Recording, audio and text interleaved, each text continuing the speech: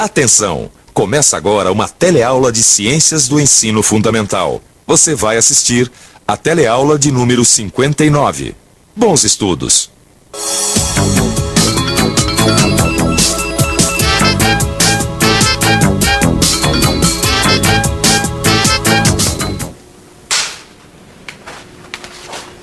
Certamente você já deve ter levado um susto. Ou talvez já tenha recebido uma promoção no seu trabalho.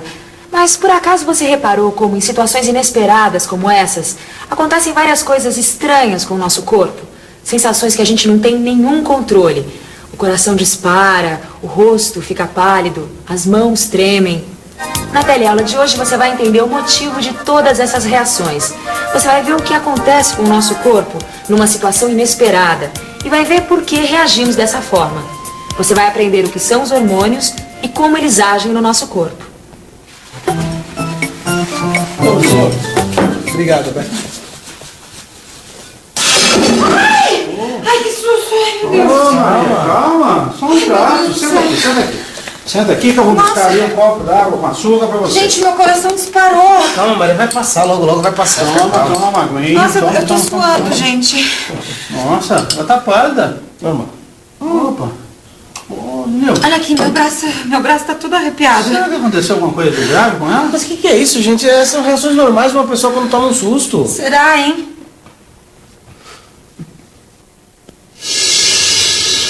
E você? Alguma vez já teve algumas dessas sensações? Certamente que sim. Essas sensações são reações normais quando a gente se depara com uma situação inesperada. Nesses momentos, o nosso organismo é colocado em um estado de estresse, desencadeando uma série de respostas sobre as quais não temos controle. A pele fica pálida, o coração bate mais rápido, o braço fica arrepiado e ainda podemos suar frio. Mas por que será que reagimos dessa maneira? Será que existe algum motivo que nos leva a ter essas reações? E então, agora eu vou contar os seus movimentos respiratórios. 28, 29, 30. Eu acabei de preencher uma tabela que indica o número de movimentos respiratórios que uma pessoa adulta realiza em 1 minuto, em 3 situações diferentes. Espera que eu vou explicar melhor. Primeiro eu medi a frequência dos meus movimentos respiratórios enquanto eu estava parado. Deu 12 movimentos em 1 minuto. Depois eu medi andando, deu 19. E depois correndo, deu 30. O que dá para concluir é que quanto mais esforço físico a gente faz, maior vai ser a nossa frequência respiratória. Mas por que será que isso acontece? Vamos pensar um pouco?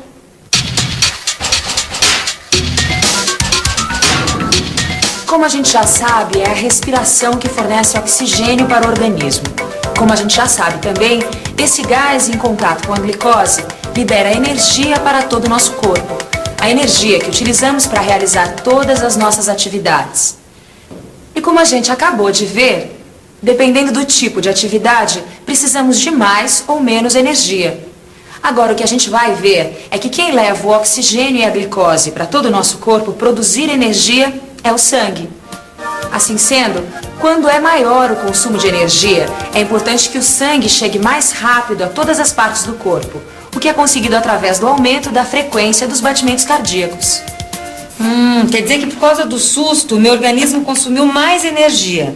Daí o sangue teve que correr mais rápido para levar o oxigênio e a glicose que produzem energia em todo o nosso corpo, é isso? Por isso que o coração bate mais rápido. E o corpo reage assim em qualquer situação inesperada, não é só quando a gente leva um susto. Também quando a gente recebe uma carta com declarações que a gente não estava esperando. Recebeu carta da namorada?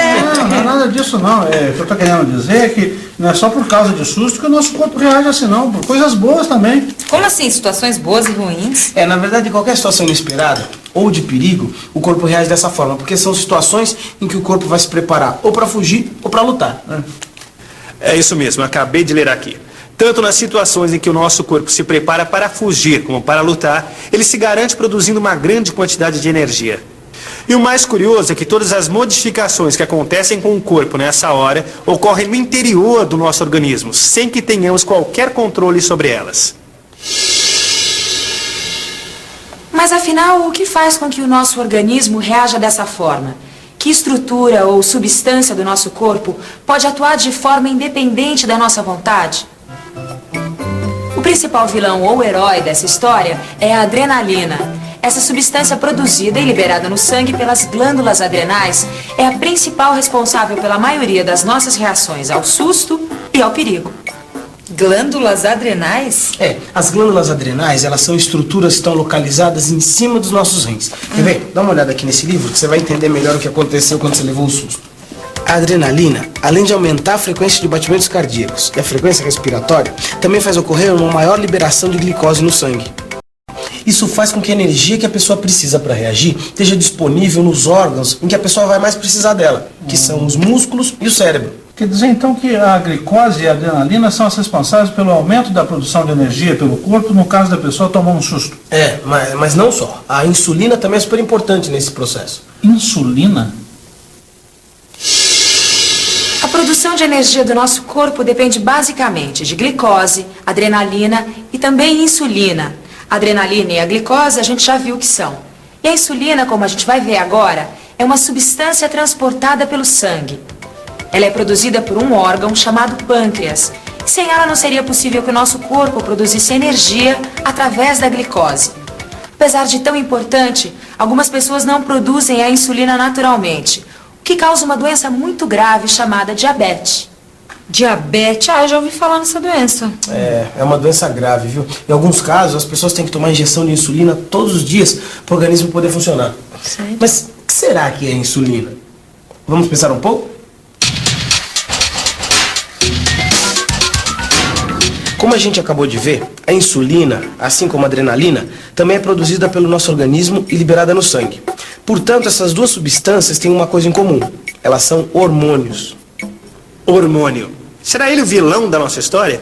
O responsável pelas sensações causadas pelas situações inesperadas? Para saber só tem um jeito. Ler aqui. Os hormônios são substâncias que viajam pelo sangue, podendo exercer as suas funções em regiões do organismo distantes do local onde são produzidas. Nesse esquema, a gente pode ver a localização dos órgãos produtores de adrenalina e de insulina e os lugares onde esses hormônios atuam. As estruturas que produzem os hormônios são chamadas glândulas endócrinas. Isso quer dizer então que as glândulas adrenais e o pâncreas são exemplos de glândulas endócrinas.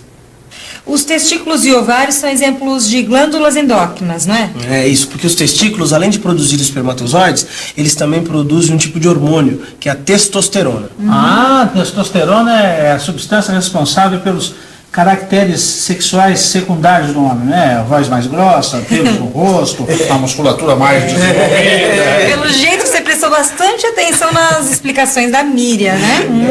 Então, e os ovários, além de produzir os óvulos, eles também fazem dois tipos de hormônios, o estrógeno e a progesterona.